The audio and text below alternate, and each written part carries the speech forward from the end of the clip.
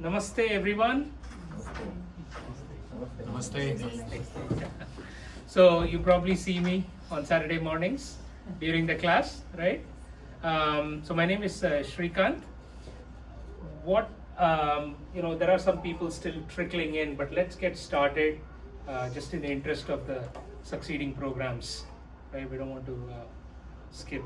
So I'm going to tune the session I'm going to assess and then tune the session as far as the depth and the duration goes. Let's see, how much we can cover. Roughly about 30 slides here to cover. I don't think we need too much of time for that. I think a lot of people are familiar with the content, but I want to highlight a few things that we have noted over the last 5 or 6 sessions that we would like to address, kind of help people resolve. Right, as you're learning, as you're continuing on this IKS path, we want to make sure that your pronunciations and what you read, how you read it, all these, kind of come together and they become one standardized way to say things. Okay, that's the intent of this. This is not to teach you Samskrita Shabdavali and things like that. That's not the goal here. Okay, so again, my name is Shrikant. We'll use the slides from gurukula.com. If you are not aware of this, I encourage you at the end of this session to please go visit gurukula.com, download the app, and I would say enrich your lives like never before. Okay, especially kids, they're going to love the content in gurukula.com. In fact, our teacher Smriti ji just informed us that an entire series of IKS videos has been uploaded to gurukula.com recently. Okay, so these are short videos on YouTube that have been uploaded there. So anyway, a very rich set of resources available on that website.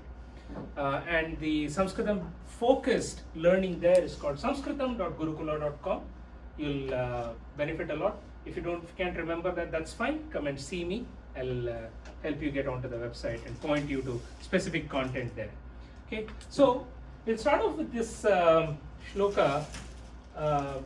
This is, we call this a prarthana shloka. We typically do before we start chanting Gita. This is also part of the Gita Dhyana set of shlokas, right? So I'm going to chant it. Please chant after me. Okay, lead follow type. Narayanam namaskritya Naranchaiva narottamam Devi Saraswati Vyasam Tato Jayamudirayet. Okay, this is normally considered to be the first shloka of Mahabharata. Okay, Tato Jaya. Mahabharata was known as Jaya before. So this is that shloka. Okay, now you'll notice on this page that there are this seems like English but not quite. Right, you have certain marks here, right? Certain diacritic marks, and this is because the Roman script is not entirely sufficient to describe all the sounds available in Indic languages. So we now have to find some way of helping people understand, depict Indic sounds with Roman script, but also enhance it a little bit. Okay, if I just did not have the line about the A's here, and you did not know Devanagari, for example, how would you read it? You don't know where the A sound and A sound is. Correct? So, in English, we just know it because we practice it. We just know where to say the short A sound, long A sound, short E, long E, short I, U, and so on. But because we are very specifically using that, in Indic language, especially in Sanskritam in this particular case, we need to kind of note this. Okay, this scheme is called IAST. It's a standard. You can go check it. Just search for IAST. You'll find the entire scheme. All right. So I'm not going to teach you IAST today, but let's see. All right. So we'll try to do some pronunciation basics. Very simple, straightforward class. And the topic is Ucharanam. Can you say that? Ucharanam. N dot. Ucharanam. Okay? Arnam. All right? Okay. So, Mukunji, I don't know. Okay, there it is. The clicker works. Yeah. So, this slide deck, I'll make it available to everyone. It's a broader workshop, takes about an hour or so to kind of walk through, help different groups of people in the class master this. But generally, the topics are organized as follows. Sanskritam alphabets, how they are arranged. Many of us should be familiar with this if you've learned any other Indic language. And then the IAST that I just spoke about, this Roman scripts, English alphabets with different marks above and below them. And then a little bit of focus on the Mahapranas, okay, the aspirated sounds. And then we'll see some examples of shlokas from the Gita, Bhagavad Gita, to learn how to kind of emphasize and how to say things. Okay, all right. Now, what I want to do at the, as a follow-up for this, not today, is everything that we have learned from all the previous sessions. We've learned a lot of Sanskritam terms, right? Today itself, for example, we learned a bunch about Ayurveda. Last class also, right? Different, there's doshas and karanas and there's a lot of different terms, right? So we do want to help you kind of master that terminology also. If you say vata, it's vata. If it's pitta, it is pitta, not pitta, not pitta, right? Or pita, right? So things like that, okay? So, no, I don't want to really. All right, so there are two types of groups of alphabets: vowels, consonants. Everyone knows this in English. In Sanskritam, we say swaraha, swaraha, swaraha. And then the other group is called, let me see if I can find it here, Vyanjanani. Vyanjanani. Okay, good. So, I'll tell you what this, this squiggly line on top of the N means and so on. But let's go back to the swaras here, right? So, pay attention. We are going to use two scripts today. One is the Devanagari script, the other is the IAST script. So just so you start getting familiar, once you have your hands on this deck, you should be able to refer to it quickly. So the difference between a and a, everyone can see it from the back? Yeah, a, the A has a line on top of it, so it becomes a. That's why when we said Narayanam, Namaskritya, right? Narayanam, and A dash, A line, R, A line, like that. Okay, so read it very, very carefully. Now, so A, E, long E, I has a line on top of it, right? U, and then you have the short R, and then this is the long, sorry, I'm crossing over, long R, and then you have the short A, I, O, aha. These are not necessarily considered as swaras, but they are grouped as swaras here for simplicity. Strictly speaking, these are not, swaras. These two guys have been shaded because they're kind of rare in Sanskritam. This guy comes a few times in Bhagavad Gita to describe Rikara Shabdas with, the Dvitiya Vibhakti, Bahuvachana. But we can look at that later. And this one is an odd looking alphabet.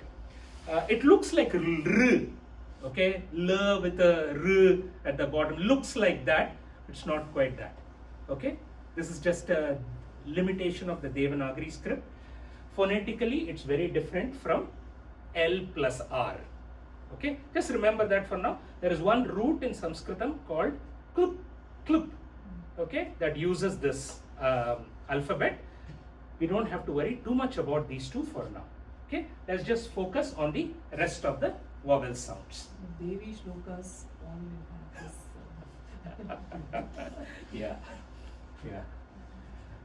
Yeah, and in the Dhatu Patha, lot of the original Like Lalita roots. Sahasranam has, I think.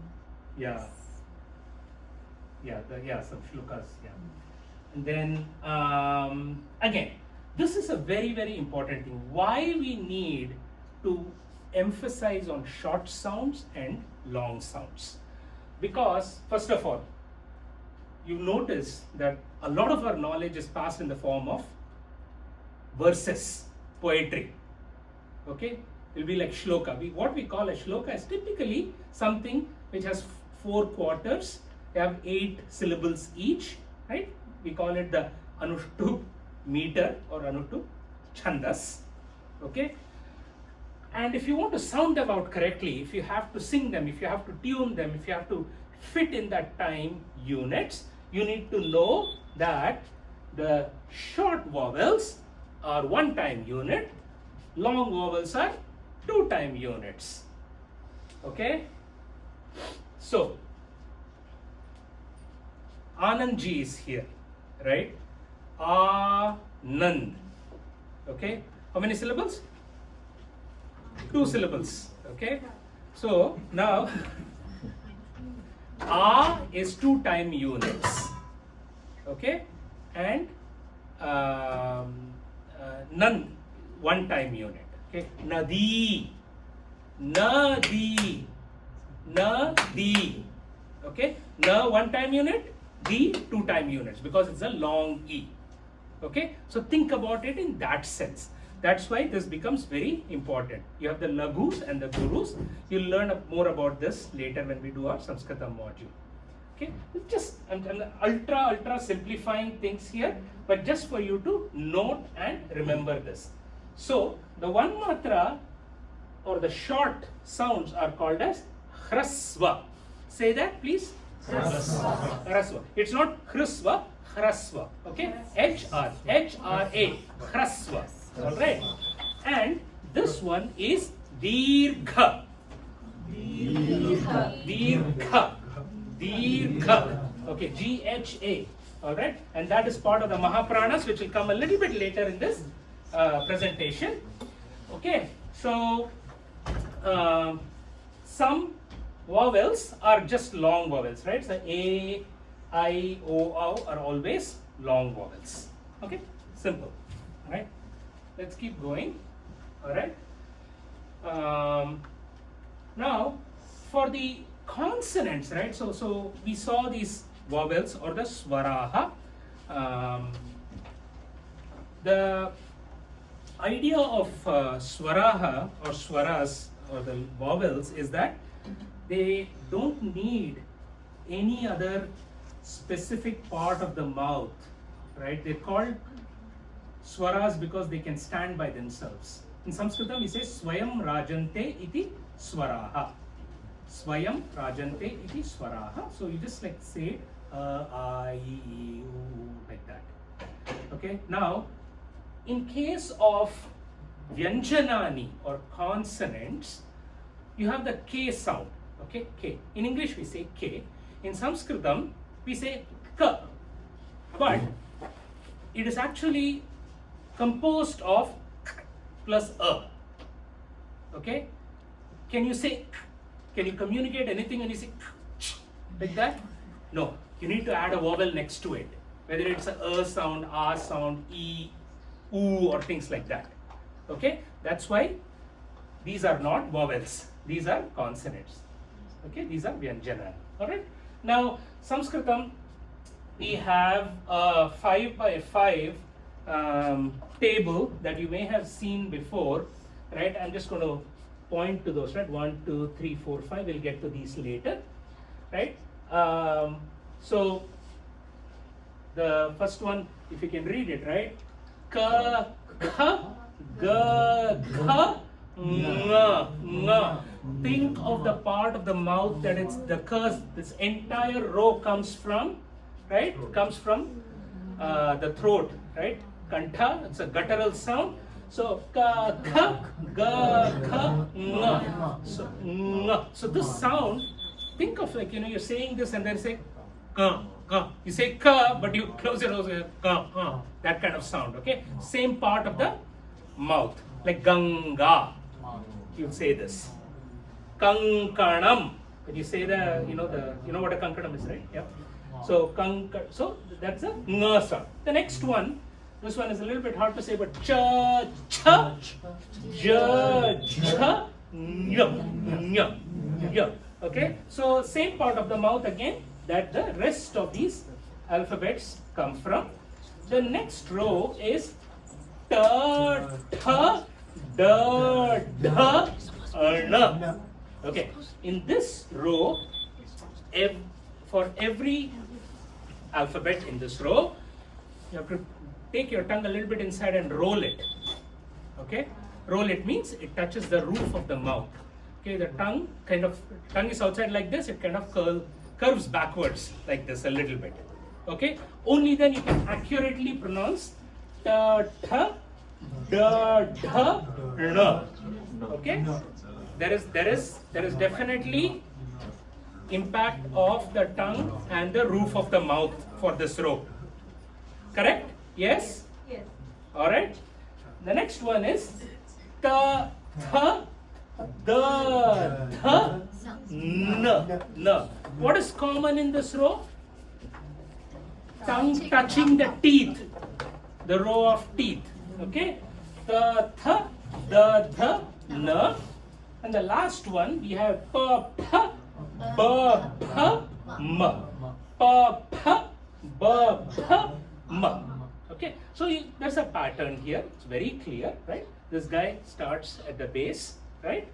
And then point to the colors and so on, right? This is the guttural sounds from the back of your throat, right? This is the ka, kha, ga, gha, nga.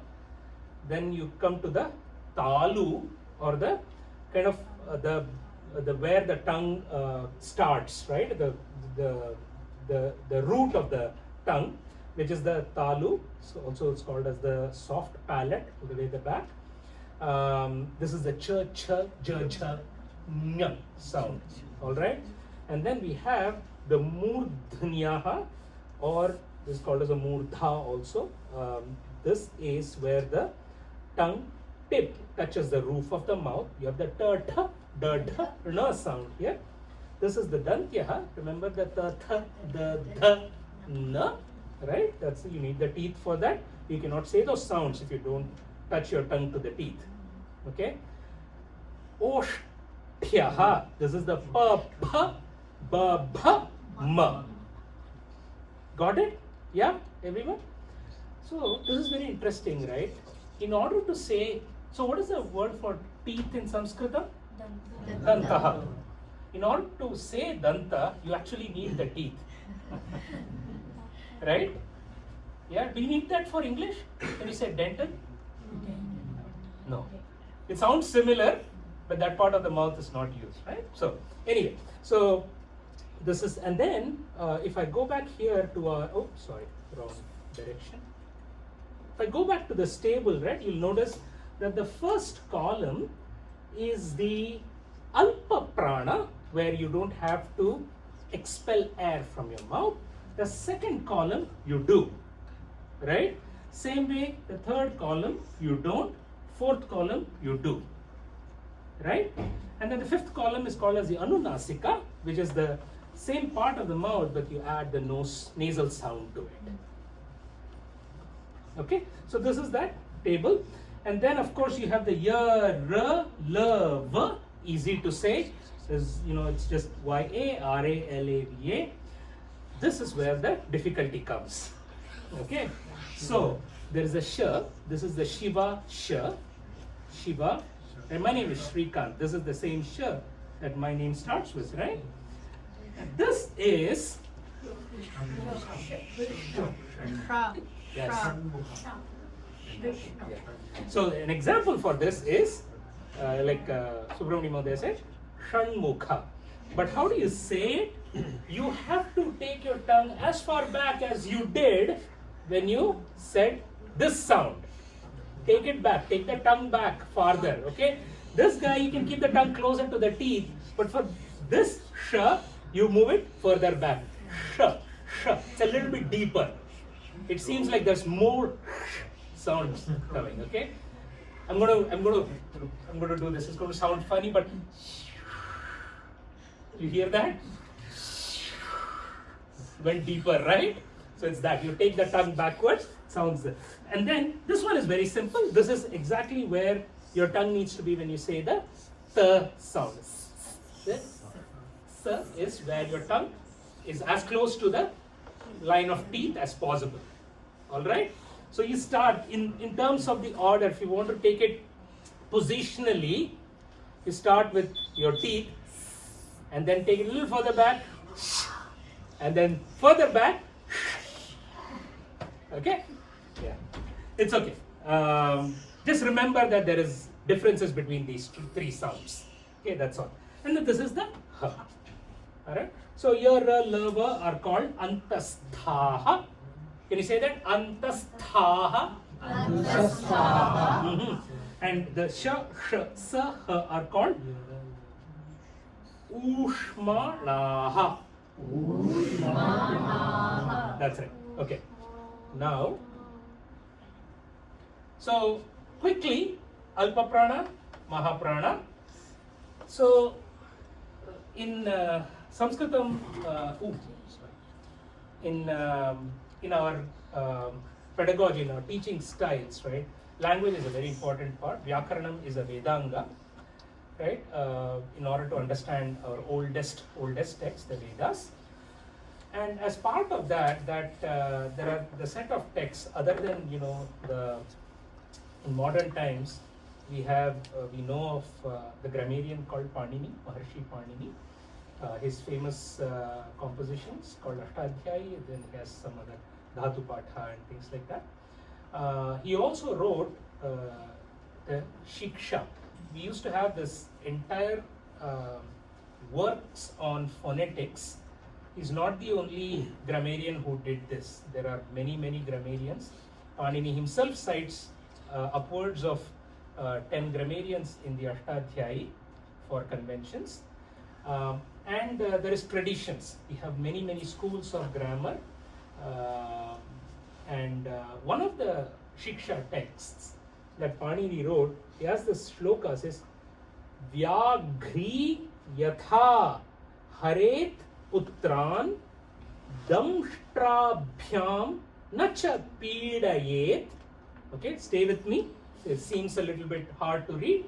Bhita patana bhedabhyam tadvad varnam prayojayet. Read it very slowly, okay? So, the Vyagri is a tigress. Okay, Vyagri yatha haret putran. Putran means the kids, the cubs of the tiger. The way the mom, right? Damshtrabhyam nacha pidayet. Have you seen cats pick up their young ones? Yeah. With their mouth. Do they hurt them in the process? Do they drop them? No. That is how you're supposed to carefully balance pressure with safety, right? You don't bite accidentally, but you also don't drop it. So you just have to have that right balance. Tadvad varnan prayojayet. So whenever you are pronouncing anything, varna here is basically the alphabets, the swaras and vyanjanas that we just discussed, right? The vowels and the consonants. Pronounce them as if a tigress handles her cub. Okay? Don't hurt them, don't drop them. You understand what I'm saying here? Maybe don't be too careless in saying it. Don't just like, speak too fast and, not let the ucharana, the pronunciation come out very well. At the same time, don't overemphasize. Otherwise, it'll be like hurting the language. Okay? So, I just wanted to share this. So, again, this is the normal stuff, right? Ka and ga are there. This is the first row, the part of sounds that come from the throat. Ka, ga. But if you take the aspirated versions of the aspirated means with the prana, with the mahaprana. So this, like, you say ka and ga. Okay. Typically, to introduce these sounds to a beginner, what we say is you kind of hold your hand in front of your mouth. When you say ka, you should feel a puff of air. Okay, ga, like that. Okay. Not the case with these two guys. The alpa prana will not have that. The mahapranas do, and that's just the nasal sound. All right. So this is again some examples. We don't have to specifically go through this as long as you're aware of this. Over time, when you pay attention, you'll automatically get used to this. All right. This is the cha, cha, ja, cha, nya. So this is interesting, right? So whenever you see this sound here, right? That alphabet there in Devanagari, it's the second row of consonants. Cha, cha, ja, cha, nya. You see this N with it's a squiggly this thing on top of it. Whenever it's followed by any of the previous varnas of the same category, that's when you use this. This has changed in Hindi. Okay, if you're familiar with Hindi, how would you write pancha? You write pa with a dot on top and you write the cha. Okay, that was not the original usage in Sanskrit. Whenever you want to write pancha, you have to use that alphabet. You cannot replace it with an anuswara on the top. Okay, there are rules for where to use and when to use the anuswaras also. Is it more like the anuswara gets transformed into this sound, or the anuswara doesn't exist? No, wait, let me think about that. I have seen the transformation of this into the anuswara. I don't recall if the anuswara gets translated to this module. I'm not sure. Because in my Vedic chanting class, they would say the olden text would just put the dot, and it is up to you to understand and figure out Okay. what the next letter is and change it. Okay. But newer printing, to assist us, they were saying nya and na and all that. That seems a little bit counterintuitive to me, because if the rules were more precise in the past, they would have to go with this one, and then the anuswara becomes like a catch-all for all these nasal sounds, except the ma. Actually, even the ma can be replaced with anuswara. Like you already knew these rules internally, so you would know. That's right. They would not waste time. Yeah, when you selecting different symbols for. Mhm. Yeah, it depends on the rule of Papanini is wherever the sthana is, the closest terms are. Yes, Mahodaya. I think that is the base here. The anuswara or the nasal sound has to match the varna in which it is. The row in which it belongs. Last column. Exactly. Minimal effort. Yeah. That makes it very precise actually. Okay, and then this is the ta again. Sorry, no. I jumped forward. Okay, ta, right? Na. So all these guys, if you notice, they have a dot underneath in the Roman part of the script, right? So nataha, pa, because it's a A with a line on top, it's pa taha, T dot H. Dandaha. What is dandaha? And this is the dha. It's not dha because it is a D dot, it's dha. And then n dot n. Okay, roll the tongue and say na, it becomes na, like that. Okay, yeah. This is the dental sounds, dantyaha. So you have the ta, tha, the, tha, na. It's very easy to say, right? There's no diacritical marks anywhere here. There's the pa, pa, ba, bha, ma. Okay, so typically, you know, in modern times, we have kind of replaced the pa with the, sorry, this pa with the fa. I think we'll pay attention. It will be like, you know, it should be pa. There are certain parts in Sanskritam where you do see the f sound, but those are very specific, right? So we want to try and maintain the pronunciation as much as we can. So say pa, all right? Pa, pa. Then it also makes sense, right? This is the second column in that, you know, 5x5 table, which is the Mahaprana of version of the first column. So pa, pa, ba, bha, ma, right there. So second column Mahaprana, fourth column Mahaprana, fifth column Anunasika, the nasal sound. Okay, so this is again.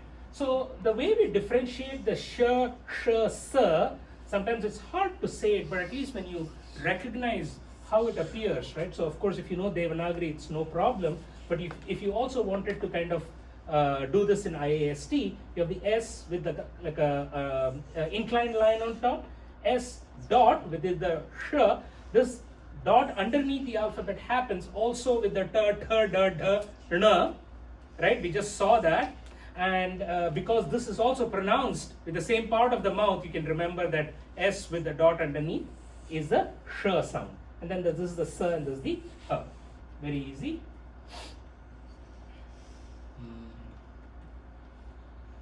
All right. So I think we are good on time, right? Yeah. I'll try to finish this as soon as we can. These are commonly. This is a very common shloka. First shloka that we normally say, right?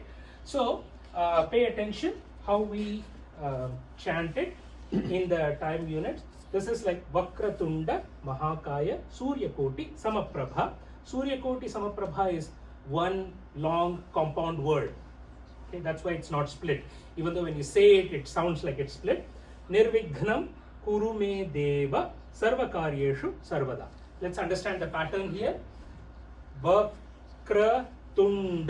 4 syllables. Mahakaya, 4 syllables. Okay, this together becomes the first quarter. Prathama Padam. Padam means quarter in Sanskritam. So Vakratunda Mahakaya Suryakoti. That's why when we chant, we say Vakratunda Mahakaya. We stop. Suryakoti Samaprabha Nirvighnam Kuru me Deva Sarvakaryeshu Sarvada.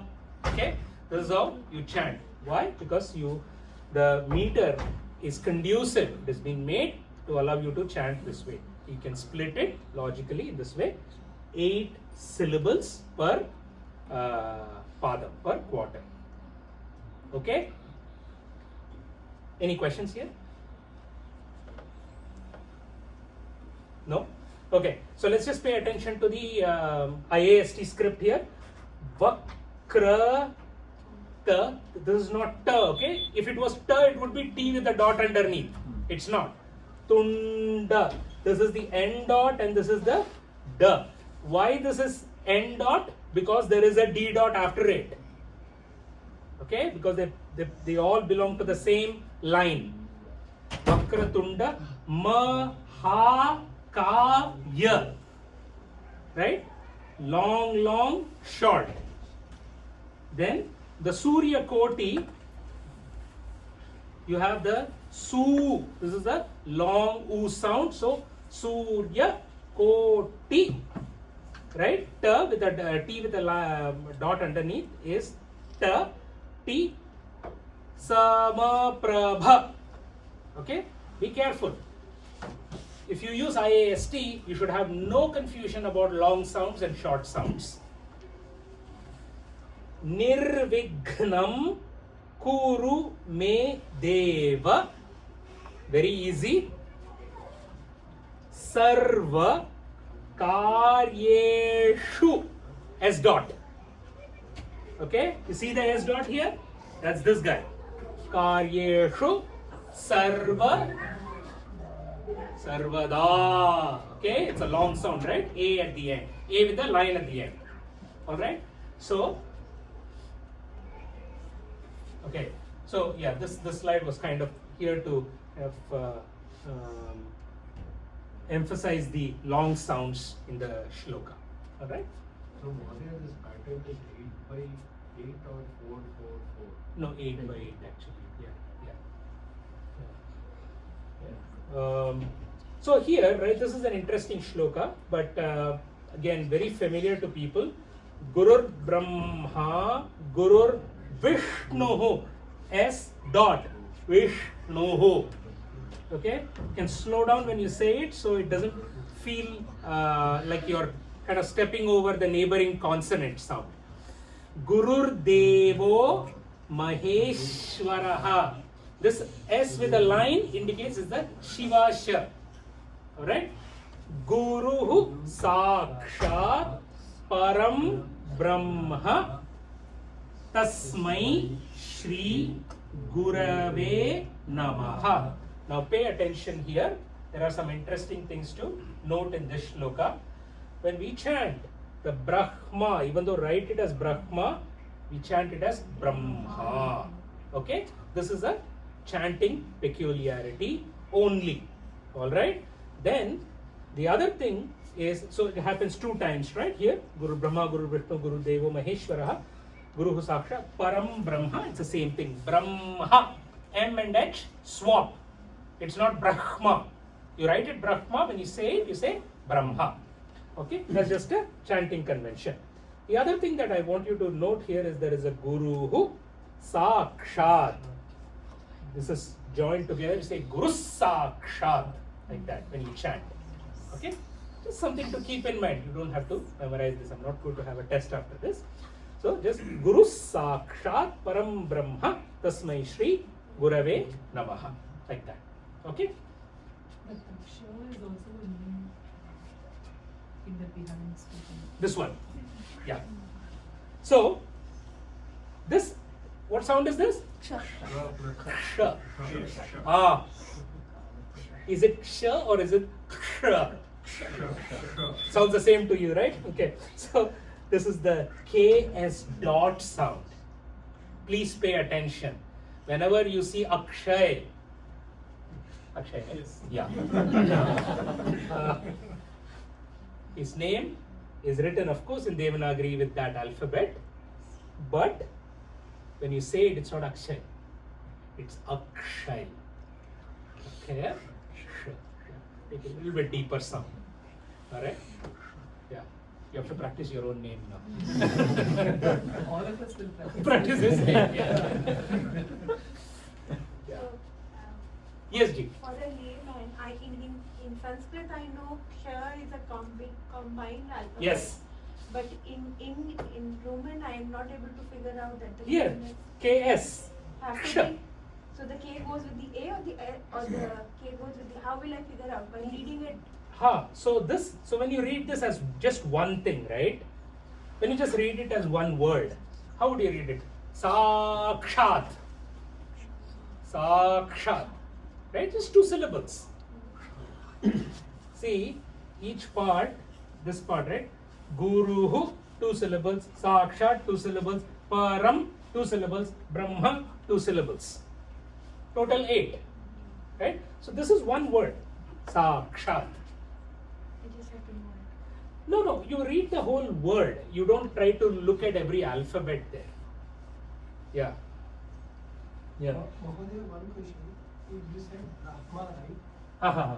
Brahma, and now we know the sloka, we have to pronounce like Brahma. Brahma. So how we will know those words has to be pronounced like that, So if you are a student of grammar, you would know this. If you are a student of Vedic chanting, you might know this. But how else would you know whether this is the way it needs to be swapped or not, right? It's a convention. You just come to seminars like this, you will know it. Yeah, it is. There is so there are. Yeah, of course, there are many avenues to know this Mahodaya. I'm just saying it, jokingly here, but really, We wish that all this were taught to us when we were much younger. I also learnt about this after I came to the US. Right? Brahma is a very modern pronunciation. Huh? Because of Vahni, English. Vahni. If you ask your fathers and your grandfathers, they all said Brahma. So if we read it like a Brahma, and will that be will that It's be not. considered- It's not a crime, Mahodaya. It's not. Nobody will frown on you. But if you go to like very scholarly circles, they will point out that okay, there was a mistake here. Like So, that.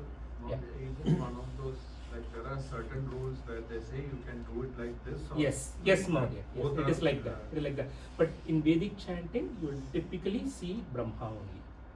Yeah. Smriti ji also just mentioned another example. Vanhi. Vanhi is Agni basically, right? Yeah, you write VAHNI, but it's not.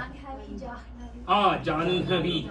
Yeah, you write Jahnavi, but it's actually Janhavi. Exactly. Okay, so There is a question in the back. yes, please. When you say Vishnu who? Vishnuhu. When you're saying fast, you don't really say the who, right? You don't say what? Sorry. The Vishnu who, Guru Vishnu who. Uh-huh. When you're saying fast, you don't say Vishnu who. Right? Yeah. Now, how do you chant the whole line? You can Yeah. probably- Gurur Brahma, Gurur Vishnuhu, Gurur Devo Maheshwaraha. Okay. Whenever you have the Visarga Mahodaya, it's considered as a Guru, which means it's a longer sound. Okay. The longer. Mahodaya, to add on to his question, I think what he meant was if you don't stop at the Visarga, Okay. it will become the Ra. Of the next sound. Vishnur, it will become like Yes, Vishnur. yeah. But if So, you pause, it is pause. okay. Yeah, it's a really good point.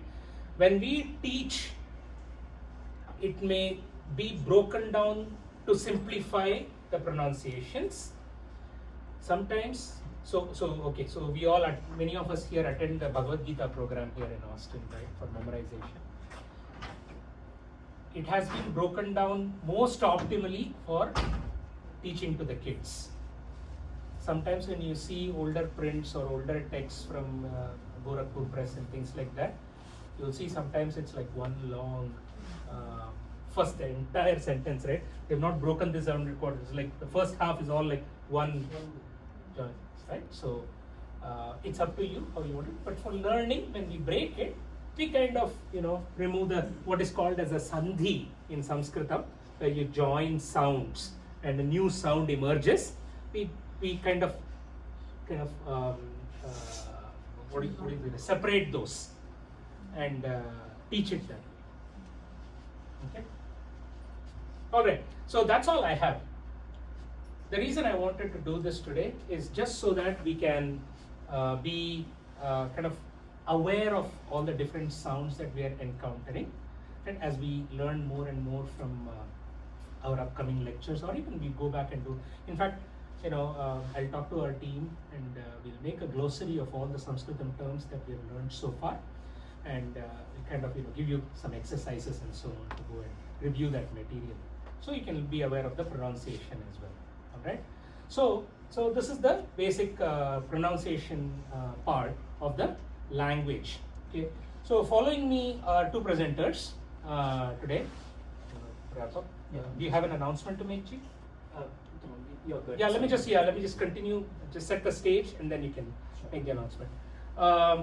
So first, Anand ji here is going to talk a little bit about how language is viewed, what are all the different facets of learning a language, and how the common discourse is about different languages, how we need to view it. He's going to present both sides of the arguments, right, and help you kind of see realistically how to deal with these language related issues. This is a more acute problem in Bharatam because of the variety of languages that we have, and the fact that our states are kind of divided based on languages for good or bad, right?